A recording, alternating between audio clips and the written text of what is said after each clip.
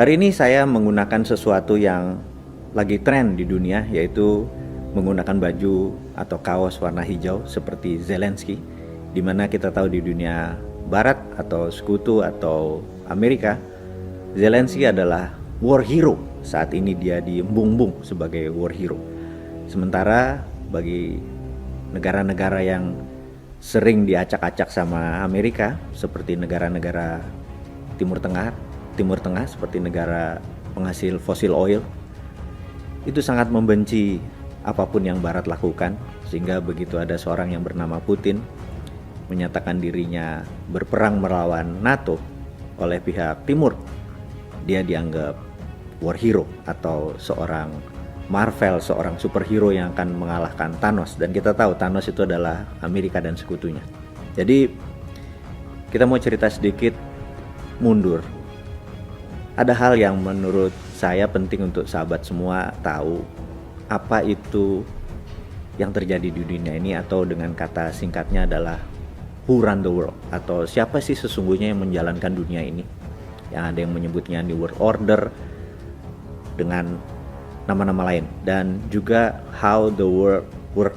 Nah, ini saya ada masalah nih kalau urusan bahasa Inggris nih. Bagaimana cara dunia bekerja, how the world work gitu ya. Nah, kita mau menceritakan sedikit bagaimana cara dunia bekerja.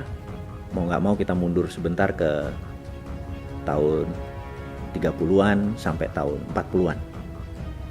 Kalau kita membayangkan diri kita sekarang di tahun 30-an, apa yang Anda bayangkan di pikiran Anda? Misalnya, apakah letak Pulau Jawa bergeser dari sekarang? Atau letak benua Amerika itu bukan di posisi sekarang? Ternyata sahabat, letak geografis dunia itu sejak dari 2000, 3000, 5000, 10.000 tahun yang lalu hingga saat ini, letak geografisnya adalah sama. Lalu apa yang membedakan peta dunia di tahun 20-an, tahun 30-an, tahun 40-an, tahun 50-an dengan sekarang, tahun 2022? Yang berbeda adalah negaranya saat itu belum sebanyak sekarang. Kalau sekarang ada hampir 200 negara.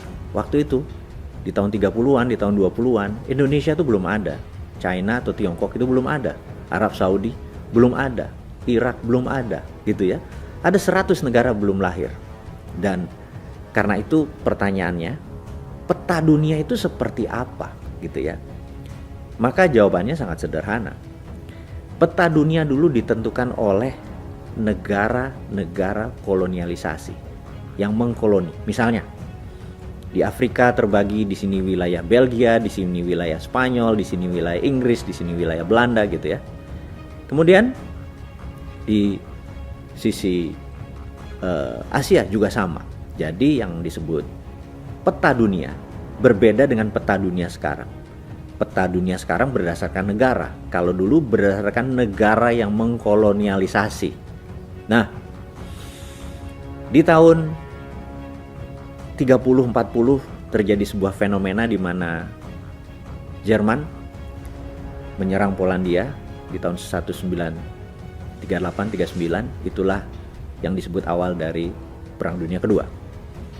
Dan kita tahu ada sebuah negara yang sangat ingin Eropa itu rata tanah. Negaranya itu namanya Amerika. Mengapa ingin rata tanah? Saya lompat sebentar di tahun 2022. Sewaktu tanggal 24 Februari 2022, Rusia menyerang Ukraina.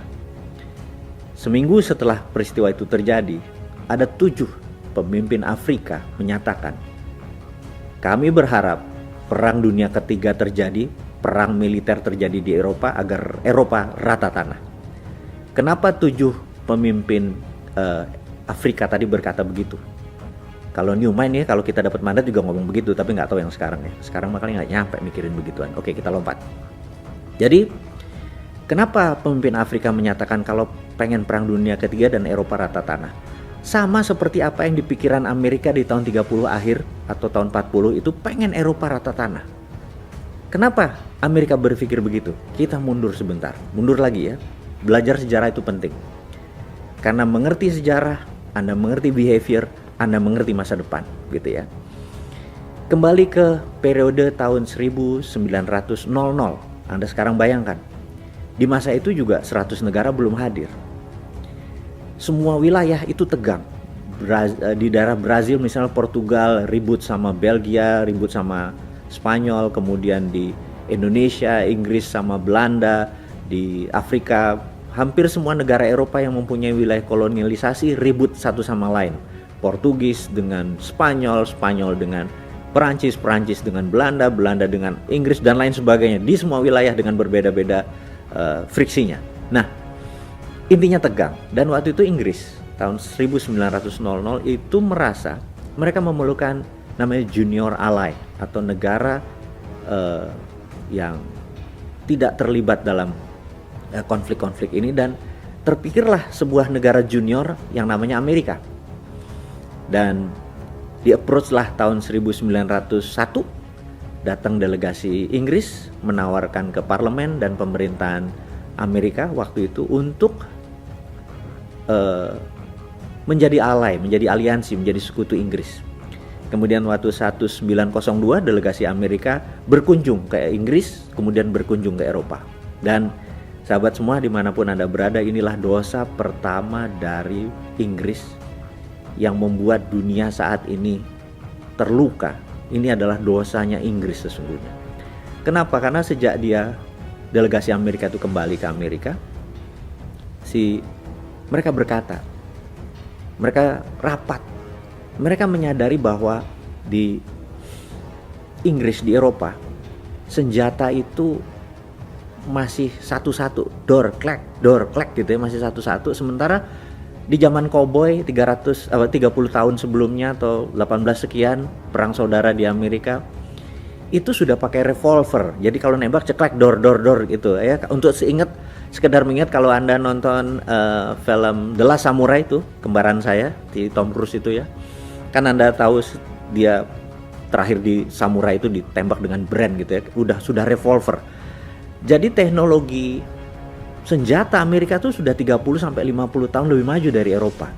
Kemudian kita tahu beberapa tahun kemudian di Festival New York, untuk pertama kali Amerika ada pesawat terbang gitu ya, dan dunia shock sekali, Amerika punya teknologi lebih maju. Kemudian juga kita tahu bahwa ladang minyak terbesar di dunia pada saat itu adalah di Amerika. Amerika punya crude oil, Amerika menghasilkan dari crude oil diproses menjadi kerosin atau minyak bakar. Dan di tahun 1900-an awal itu Rockefeller dengan Shell-nya sudah Rockefeller dengan Standard Oil Company itu sudah menciptakan dari kerosin, sudah menciptakan gasolin atau bahan bakar gitu ya untuk kendaraan Ford waktu itu. Nah, teknologi yang lebih maju ini Amerika sadar, kenapa kita mesti jadi junior alainya Inggris, harusnya dia yang jadi junior alainya kita. Anda mulai paham cara berpikirnya Amerika. Karena itu yang diharapkan Amerika adalah Eropa rata tanah. Dan benar, waktu 1914 seorang Duke dari Austro-Hungarian dibunuh di Serbia oleh pemberontak Serbia. Inilah peristiwa pertama Perang Dunia Pertama, dan Amerika di 1914 tidak ikut-ikutan, 1915 itu dia 1916 waktu makin negara makin banyak yang ikut di Perang Dunia Pertama, Amerika nggak ikut-ikutan. Di sisi Amerika cuma satu, dia pengen Eropa rata tanah gitu ya. Nah, singkat cerita, akhirnya U-boatnya Jerman menyerang 3 kapal niaganya Amerika di 1917. Akhirnya Amerika nggak tahan, Amerika masuk. Intinya 1918 Perang Dunia Pertama selesai, Jerman dalam pihak yang kalah dan lain sebagainya. Nah, Amerika balik lagi, tapi ternyata Eropa tidak hancur. Kemudian dalam 15 tahun kita tahu Hitler dan Jerman membangun Jermannya dari nol, dari scratch menjadi negara superpower. Kemudian Jerman mulai menaklukkan Polandia. Sama persis seperti Rusia sekarang mengambil Ukraina, karena merasa punya satu ras gitu ya, satu rumpun. Kalau di dalam Rusia sekarang dia menganggap dirinya adalah East Slovak atau Slovak Timur. Yang namanya Hitler juga beranggapan ini satu ras, Polandia dengan Jerman ini. Dan cerita panjangnya adalah gak lama kemudian perang terjadi di Eropa, dan Inggris Sejak 1938, 39, 40 minta Amerika masuk, tapi Amerika cuman separuh hati, cuman ngarepin hancur lo kayak gitu ya. Nah, tahun 42 baru Amerika masuk, itu pun masih di Normandy, belum kemana-mana, belum perang-perang beneran. Dan pada 1944 di kota kecil di utaranya Boston namanya Bretton Woods, ada conference yang terkenal disebut nama Bretton Woods Conference. Berkumpullah 10 negara Eropa dan Amerika tentunya, dan Amerika yang memimpin conference tersebut berkata kepada delegasi tersebut bahwa Anda semua setuju nggak bahwa kita tidak akan ada perang dunia ketiga lagi ke depannya? Jawaban mereka setuju. Dan untuk tidak ada perang dunia ketiga, maka negara dunia harus dikontrol. Setuju gitu ya. Maka salah satu resolusinya adalah mereka harus mempunyai world currency. Setuju? Mereka semua jawabnya setuju. Dan world currency itu adalah dolar. Semua setuju kecuali delegasi Prancis, dan delegasi Prancis keluar dari ruangan tersebut. Tapi sahabat semua tahu bahwa dalam sebulan kemudian setelah Jerman menyerang Prancis, delegasi Prancis balik dan menandatangani, oke, gue setuju deh. Intinya adalah dolar menjadi world currency. Yang kedua adalah mendirikan World Bank, bank yang untuk mengendalikan peredaran uang di dunia, dan International Monetary Fund atau IMF untuk pelaksanaan lending atau pinjaman. Dan yang menarik adalah untuk sebuah resolusi keluar dari IMF, suara voting itu harus mendapatkan 75% agree baru resolusi IMF keluar. Dan suara hak vote-nya negara Amerika adalah 26%. Singkatnya, kalau seluruh negara setuju itu baru 74%, alias resolusi tidak pernah solid, tidak pernah utuh, kecuali Amerika setuju. Jadi kita lihat bahwa dengan 26% suara itu Amerika adalah pengendali 100% IMF. Jadi itulah, kalau sahabat semua kita buka, inilah yang disebut who run the world, siapa yang menjalankan dunia, and how the world work, bagaimana cara dunia bekerja. Nah, sejak saat itu sebuah buku yang berjudul Long Telegram dari John F. Cannon. Cannon ini mengatakan di dalam Long Telegram tersebut, buku tersebut, ada sebuah perkataan yang menarik yang sampai sekarang menjadi foreign policy dari kebijakan luar negeri Amerika adalah penduduk Amerika merupakan 5,6% penduduk dunia, tetapi world wealth atau kekayaan dunia lebih dari 62% waktu itu. Dan kalimat di bawahnya yang menjadi legend hingga saat ini adalah we want to keep it that way forever, atau terjemahan bebasnya adalah kami ingin selamanya mengontrol world wealth, 65% kekayaan dunia tersebut. Dan kita tahu sampai saat ini Amerika merupakan pengendali 65% world wealth. Memang secara GDP dibandingin China mungkin sudah 11-12, menguasai 25-30% kekayaan dunia. Tetapi Amerika memiliki Wall Street, di mana 40% world wealth ada di Wall Street. Kita lihat misalnya saham Alibaba, Tencent, semuanya ada di Wall Street. Itulah yang mengendalikan 40%. Kalau ditambah dengan 25% GDP nasionalnya Amerika, ya masih 65%.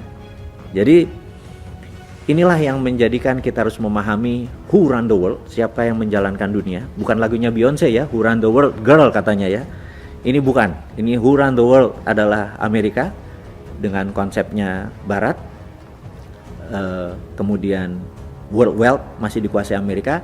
Dan ada sebuah kata-kata yang di serial video Bosman nanti akan kita urai, bahwa who control food, they control people. Who control energy, they control country.